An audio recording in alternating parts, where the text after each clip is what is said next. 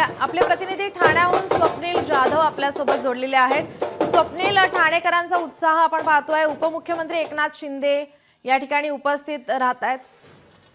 आपण ही शोभायात्रेतील ठाण्यातली दृश्य पाहतोय। पारंपरिक वेशभूषेमध्ये नागरिक सहभागी झालेले आहेत। नरेश म्हस्के, उपमुख्यमंत्री एकनाथ शिंदे या ठिकाणी आता उपस्थित आहेत।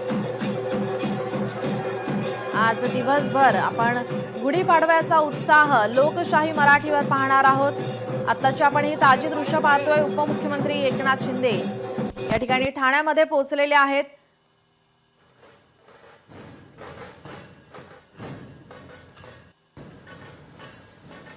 ठाण्यामधील मंदिरात आपण पाहतोय उपमुख्यमंत्री एकनाथ शिंदे दर्शनासाठी पोहोचलेले आहेत। तर आज सर्वत्र हा उत्साह आपण पाहतोय।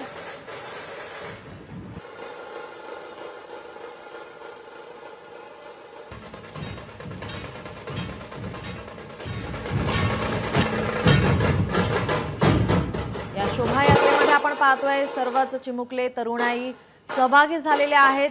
अगदी पारंपरिक वेशभूषेमध्ये नागरिक सहभागी झालेले पाहायला मिळत आहेत। काही प्रात्यक्षिक या ठिकाणी करताना आपण पाहतोय। पारंपरिक वेशभूषा, चित्ररथ, सामाजिक संदेश, मातीतील कसरती यांची ओळख करून देणाऱ्या या शोभायात्रेमध्ये सहभागी झालेले तरुणाई।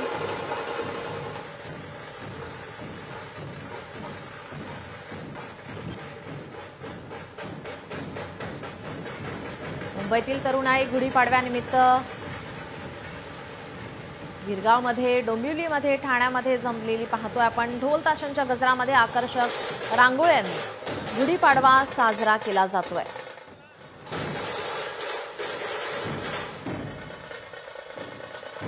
हिंदू नववर्षाची सुरुवात म्हणजे गुढीपाडवा आणि गुढीपाडव्याला मराठी संस्कृती दिमाखात मिरवण्याची शतकांची परंपरा आहे। पारंपरिक वेशभूषा, चित्ररथ, सामाजिक संदेश, मातीतील कसरती याची ओळख करून देणाऱ्या या शोभायात्रेमध्ये सहभागी होऊन तरुणाई आपली नाळ या परंपराशी जोडून ठेवत आहेत। थोड्याच वेळात आता शोभायात्रेला सुरुवात होणार आहे। आपण ही ठाण्यातील दृश्य पाहतोय। ठाण्यामध्ये उपमुख्यमंत्री एकनाथ शिंदे हे आता पोहोचलेले आहेत। या ठिकाणी थोड्याच वेळात आता या शोभायात्रेला सुरुवात होणार आहे।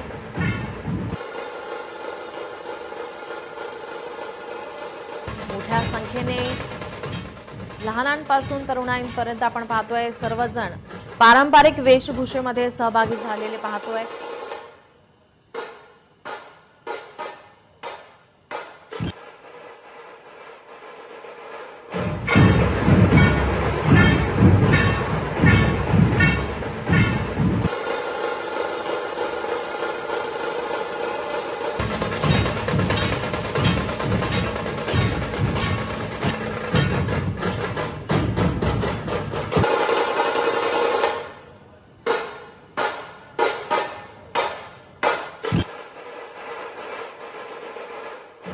पाहतोय आता थोड्याच वेळात या शोभायात्रेला सुरुवात होणार आहे। पारंपरिक वेशभूषेमध्ये नागरिक सहभागी झालेले आपण पाहतोय। सर्वत्र आज महाराष्ट्रामध्ये गुढीपाडव्याचा उत्साह आपण पाहतोय। उपमुख्यमंत्री एकनाथ शिंदे या ठिकाणी उपस्थित आहेत।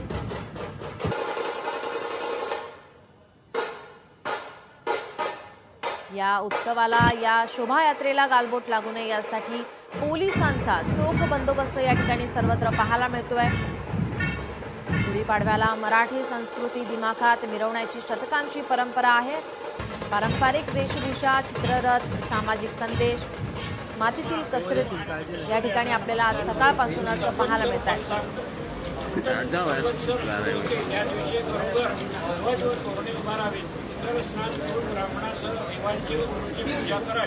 स्त्रिया मुले यांना वस्त्रालंकाराने भूषित करून उत्साह करावा, सत्कार करून त्याचप्रमाणे सर्वकाल सर्वधर्माने म्हणजे हे वर्ष लाभप्रद होईल।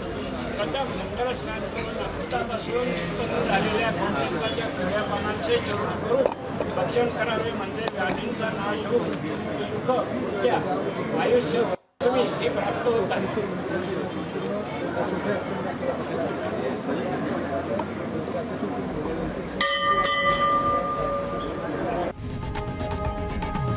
लोकशाही मराठी ऐका पहा जागरूक रहा.